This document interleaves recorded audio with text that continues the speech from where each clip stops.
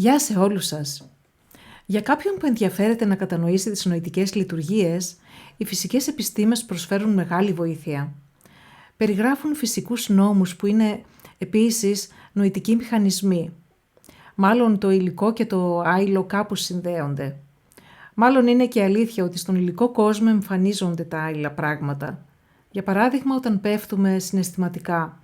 Αυτό το πέσιμο είναι εύκολο, όπως εύκολα πέφτει κάτω μια πέτρα, και το ανέβασμα θέλει μια προσπάθεια, όπως το να ανεβάζουμε την τσάντα με τα ψώνια μας στον τρίτο όροφο χωρίς ασανσέρ. Η φυσική περιγράφει την τάξη, την φυσική τάξη πραγμάτων. Σου δίνει σιγουριά, αφού περιγράφει τους νόμους πάνω στους οποίους χτίστηκε η υλική πραγματικότητα. Φαίνεται πως οι χτίστες αυτής της πραγματικότητας πρώτα απ' όλα έθεσαν τους νόμους και μετά, εφαρμόζοντάς τους, δημιούργησαν το περιβάλλον στο οποίο ζούμε. Το πολύ καλό χαρακτηριστικό της φυσικής είναι ότι δεν αφήνει περιθώρια για αμφιβολίες.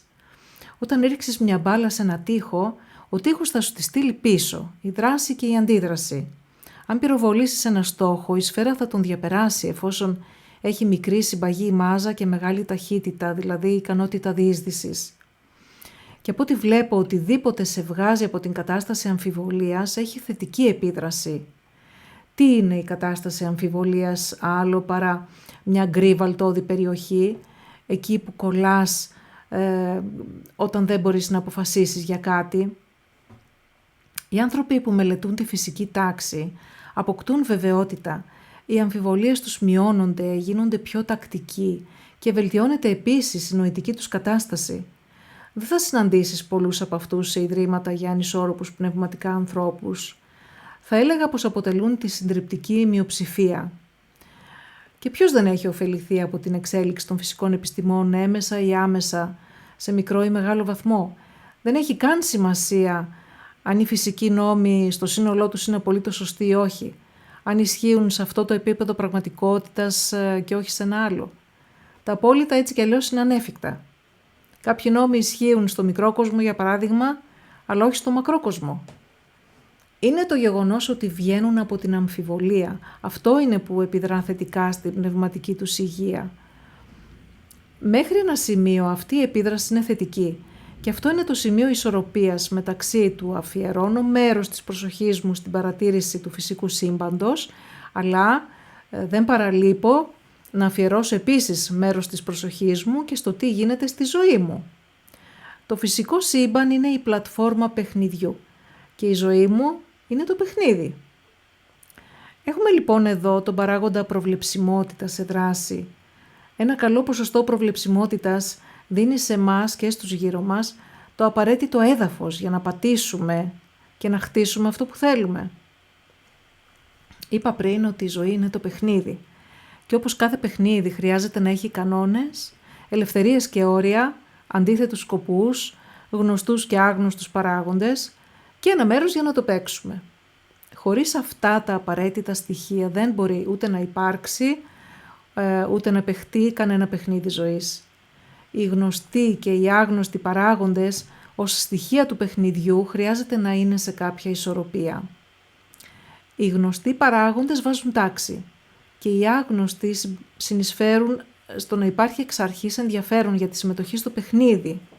Φανταστείτε, να σας καλέσουν οι φίλοι σας για ένα παιχνίδι πόκερ και να ξέρετε από την αρχή όλα όσα θα συμβούν στην παραμικρή τους λεπτομέρεια. Θα πηγαίνατε? Φανταστείτε τώρα ότι σας προσκαλούν για ένα παιχνίδι πόκερ χωρίς να σας έχουν πει σίγουρα πού θα γίνει, πότε θα γίνει, πόσο περίπου θα διαρκέσει ή οτιδήποτε άλλο που για σας είναι απαραίτητο να γνωρίζετε από την αρχή, προκειμένου να αποφασίσετε αν θα πάτε ή όχι. Και πηγαίνετε εσείς στις 6 η ώρα, άλλοι 3 πηγαίνουν αύριο στις 7 και κάποιοι άλλοι πήγαν χθες και δεν βρήκαν κανέναν άλλο να παίξουν.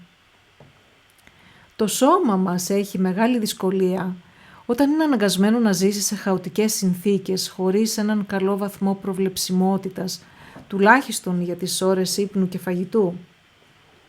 Η οικογένειά σας θα υποφέρει αν δεν παρέχετε μερικά ζωτικά σταθερά δεδομένα όπως πόσα χρήματα μπορούμε να ξοδεύουμε κάθε μήνα, ποιοι είναι οι κανόνες συμπεριφοράς μας, ένα βασικό πλάνο για την εβδομάδα και χώρος για τυχόν αλλαγές.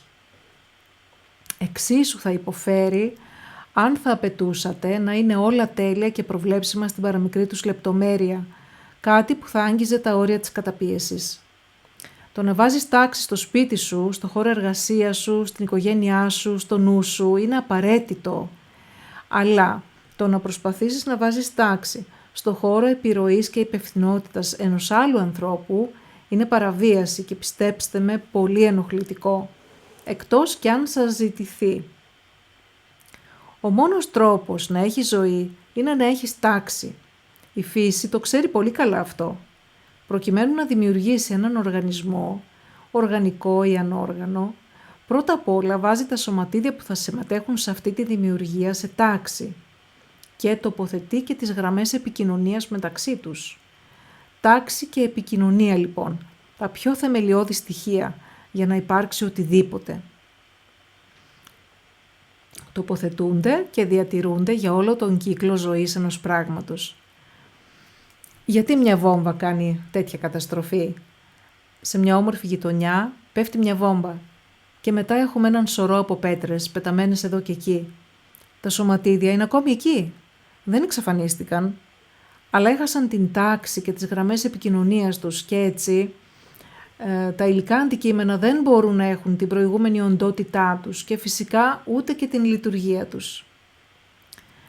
Υπάρχει ένας ωραίος ορισμός για την τάξη. Βασικά μπορείτε και εσείς να δημιουργείτε ορισμούς για πράγματα και έννοιες που σας ενδιαφέρουν. Κάντε το ελεύθερα, μιας και βοηθά στην κατανόηση. Τάξη είναι να είναι τα πράγματα που χρειάζεσαι στη θέση τους και έτοιμα για χρήση. Όσο περισσότερη δράση έχουμε σε έναν χώρο, τόσο πιο πολύ χρειαζόμαστε να έχουμε και να διατηρούμε την τάξη. Για παράδειγμα, η κρεβατοκάμαρα δεν χρειάζεται την τάξη στο βαθμό που την χρειάζεται η κουζίνα. Τη χρειάζεται σε μικρότερο βαθμό. Πρέπει το κρεβάτι να είναι στην ίδια θέση όταν πας να ξεπλώσεις, ειδικά όταν το φως είναι σβηστό. Όταν λέμε θέση, εννοούμε βεβαίως θέση στον χώρο. Πριν υπάρξει οτιδήποτε, πρέπει να δημιουργηθεί χώρος γι' αυτό. Ένα ένας δημιουργός, ένας άνθρωπος ή ένας θεός, όπως εσείς προτιμάτε. Πρώτα δημιουργεί χώρο και μετά τοποθετεί μέσα σε αυτόν ύλη και ενέργεια. Όπως και εσύ, πρώτα νοικιάζεις ένα διαμέρισμα για να έχεις τον χώρο και μετά βάζεις μέσα σε αυτόν τα πράγματά σου. Η θέση είναι αυτή που εσύ έχεις ορίσει και καλό θα ήταν να ορίσεις θέση για κάθε τι που κατέχεις. Ιδάλλως θα πρέπει αυτό να βρίσκεται στη θέση ενός άλλου πράγματος και θα χαλάει την κατάσταση τάξης του άλλου πράγματος. Έχετε παρατηρήσει τι γίνεται όταν συγκρούονται δύο αυτοκίνητα? Προσπαθούν και τα δύο να καταλάβουν τον ίδιο χώρο στον ίδιο χρόνο, αλλά αυτό απαγορεύεται δια φυσικού νόμου. Δεν μπορούν δύο αντικείμενα να καταλάβουν τον ίδιο χώρο στον ίδιο χρόνο. Όταν αυτό συμβεί δεν θα είναι πλέον δύο αυτοκίνητα, αλλά μια μάζα από μέταλλα, γυαλιά, καλώδια και λάστιχα. Δηλαδή κάτι τελείως διαφορετικό από τα αρχικά όμορφα αυτοκινητάκια μας. Το ίδιο ισχύει και για τους ρόλους που παίζουμε στη ζωή. Σε μία σχέση ή έναν γάμο υπάρχει μόνο μία θέση για τον ρόλο του συζύγου και αν μπει ένας δεύτερος άντρας δεν θα έχει δική του θέση και το όλο θέμα θα παραβιάζει τους κανόνες του παιχνιδιού και εκεί θα έχουμε πρόβλημα. Στη θέση ενός χαρούμενου γάμου θα έχουμε μία στεναχωρημένη κατάσταση. Η τάξη έχει να κάνει με το τι συμφωνήθηκε να είναι ο κανόνας του παιχνιδιού. Όσο τηρείται ο κανόνας, τότε το παιχνίδι συνεχίζεται ομαλά και για όσο καιρό υπάρχει ενδιαφέρον και σκοπός. Υπάρχει, θα λέγαμε, ομαλή λειτουργία του παιχνιδιού. Αν μιλήσουμε τώρα για τον εαυτό, για σένα, τι χρειάζεσαι να ξέρεις για την ίδια σου την ύπαρξη για να νιώθεις καλά? Ποιο είναι το σημείο ισορροπίας μεταξύ άγνωστων και γνωστών παραγόντων που για σένα θα ήταν καλό αυτή τη στιγμή? Ποιες είναι οι θεωρήσεις σου, δηλαδή οι προσωπικοί σου κανόνες σχετικά με τον προσωπικό σου ρόλο και το προσωπικό παιχνίδι ζωής, που τους έθεσες κάποια στιγμή στο παρελθόν και ισχύουν ακόμη? Πολύ πιθανόν πέρα και κάτω από την επίγνωσή σου, που σημαίνει ότι δεν μπορείς πλέον να τις αναγνωρίσεις, να τις επανεξετάσεις, να δεις αν ταιριάζουν στις τωρινές συνθήκες ή αν χρειάζονται αναθεώρηση. Ξέρετε, οι θεωρήσεις που έχουμε σήμερα είναι στα αλήθεια αποφάσεις που πήραμε στο παρελθόν και παραμένουν στο νοητικό μας χώρο μέχρι τώρα. Μερικές είναι άθικτες, άλλες ίσως να έχουν μεταλλαχθεί, άλλες έχουν συγχωνευτεί με θεωρήσεις άλλων ανθρώπων, όπως συγχωνεύονται οι εταιρείες. Η κλίμακα τάξης αταξίας συνδέεται με την κλίμακα γνωστό-άγνωστο. Ξέρετε, όλα τα πράγματα μπορούν να τοποθετηθούν σε κλίμακες από έως, από το 0 στο 100 ή κάποια άλλη αρρύθμιση, όπως σας αρέσει. Από το καθόλου μέχρι το πολύ, από το άσπρο μέχρι το μαύρο και όλες οι ενδιάμεσες άπειρες αποχρώσεις του γκρι. Αυτή είναι η πολυσήμαντη λογική που είναι κατά πολύ τελειότερη από την δυσήμαντη λογική του άσπρου μαύρου και φυσικά από την μονοσήμαντη του ενός και μοναδικού δεδομένου.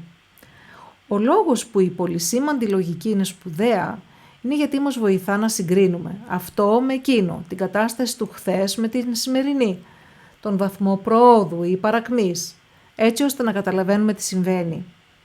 Χρειαζόμαστε πάντα τουλάχιστον 2 δεδομένα που αφορούν μια κατάσταση, 2 δεδομένα παρόμοιας τάξης μεγέθους για να τα συγκρίνουμε, προκειμένου να αποκτήσουμε γνώση για την κατάσταση.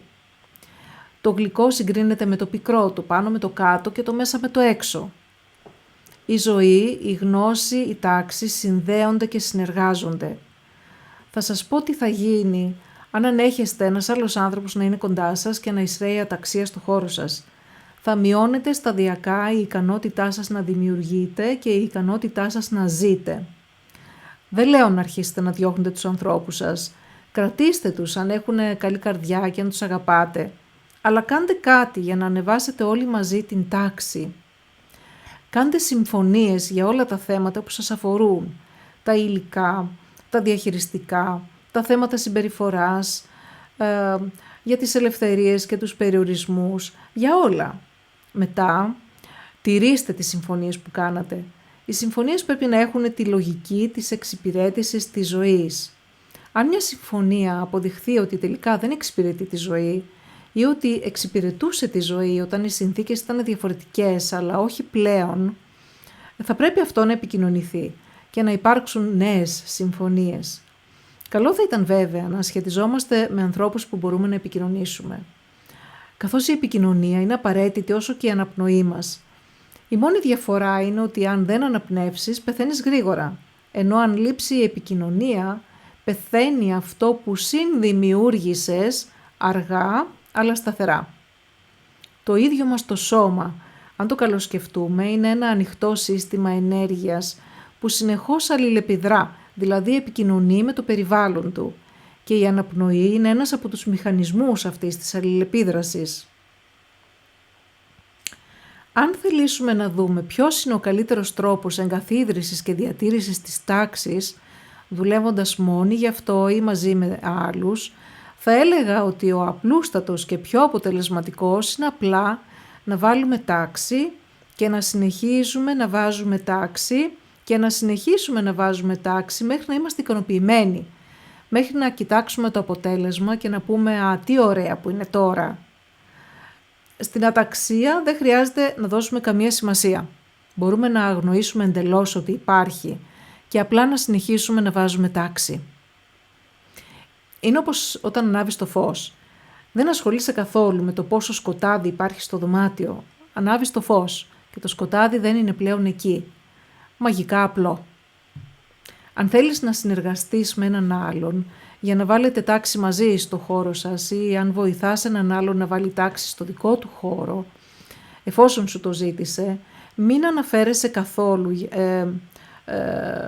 στο γιατί και το πώς και το πότε και για πόσο αυτός δημιουργούσε αταξία. Η ζωή δημιουργείται τώρα και στα αλήθεια υπάρχει μόνο στο τώρα. Αν ένα μαξιλάρι ήταν στο λάθος καναπέ τα τελευταία 100 χρόνια, θα πάρει τον ίδιο χρόνο και προσπάθεια να το βάλει στον σωστό καναπέ, όπως θα έπαιρνε και αν ήταν στο λάθος καναπέ μόνο χθες.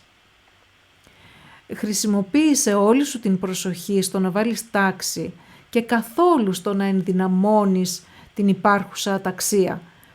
Κατά τη διάρκεια της επιβολής τάξης χρειάζεται να ανεχτούμε την αταξία χωρίς να της δίνουμε σημασία. Και αυτή μπορώ να σας βεβαιώσω ότι είναι μια εξαιρετική ικανότητα, η έλλειψη της οποίας κάνει τους ανθρώπους να μην μπορούν ούτε να διανοηθούν ότι θα βάλουν ποτέ τάξη στο χάος που δημιούργησαν. Δεν θα ήθελα να αναφέρω κανένα παράδειγμα αυτού του είδους, έχετε όλοι άφθονα νομίζω. Πολύ συχνά συμβαίνει καθώς ξεκινάμε να βάζουμε τάξη να ανακαλύπτουμε περισσότερη αταξία από αυτήν που αρχικά φαινόταν να είναι εκεί. Μην αποθαρρύνεστε από αυτό το φαινόμενο. Σημαίνει ότι η ικανότητά σας να βάζετε τάξη έχει αυξηθεί και γι' αυτό το λόγο αντιλαμβάνεστε τώρα και άλλες αταξίες που πριν ήταν εκεί αλλά δεν γινόταν αντιληπτές από εσάς. Η αντίληψη φτάνει μέχρι εκεί που φτάνει και η αντιμετώπιση μας. Καθώς θα συνεχίζεις να εργάζεσαι με ειλικρίνεια και θετικότητα, θα έρθει η στιγμή που θα δεις το έργο σου να ολοκληρώνεται. Και εγώ βλέπω από τώρα ένα πλατή χαμόγελο στο πρόσωπό σου, αυτό της προσωπικής ικανοποίησης, ότι κατάφερες κάτι που ήθελες και ότι τώρα ξέρεις ότι είσαι πιο ικανός από ποτέ πριν.